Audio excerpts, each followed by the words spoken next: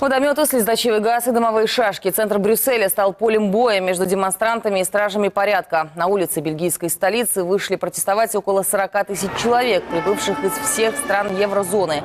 Полиция пыталась сдержать натиск недовольных, но толпу было уже не остановить. В какой-то момент в силовиков полетели камни, петарды и даже апельсины.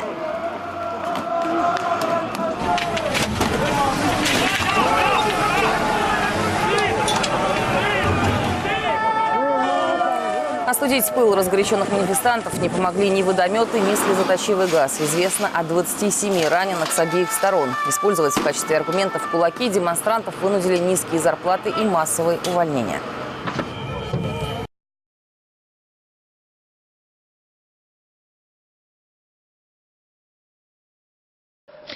Des dizaines de milliers de manifestants ont défilé dans les rues de la capitale ce vendredi. Des manifestants venus de toute l'Europe pour dire non au dumping social et réclamer aussi une croissance durable.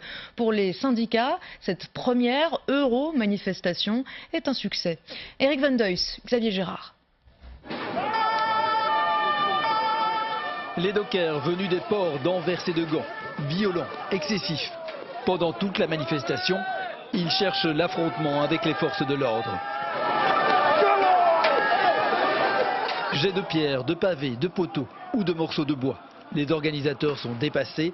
Les dockers ont même lancé la marche avec 15 minutes d'avance. Les dockers ont pris en fait l'avant du cortège et ça a occasionné pas mal d'incidents. On intervient à 3 endroits différents, c'est-à-dire à la zone neutre à 2 barrages et en plus près de la place Schuman. Quelques blessés, surtout des manifestants atteints par des pierres, comme ce délégué syndical touché en pleine tête alors qu'il tente de calmer les esprits. Mais aucun blessé grave n'est à déplorer. Principale victime des violences, le message des manifestants relégué au second plan. Travail intérimaire, travail précaire et du chômage. Non aux mesures d'austérité, non au dumping social, mais oui à une Europe sociale. Ce qui est important, c'est qu'on soutienne dans tous les pays européens le salaire minimum, parce que ça empêchera de brader les salaires. On a eu l'occasion de voir dans les dernières années, avec la crise financière, que le chômage a augmenté partout en Europe, que la croissance ne reprend pas. Donc il faut changer de méthode, l'austérité ne fonctionne pas.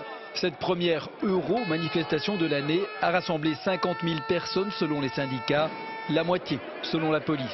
21 syndicats venus de 12 pays européens, avec au moins une conséquence immédiate, impossible de circuler à Bruxelles aujourd'hui.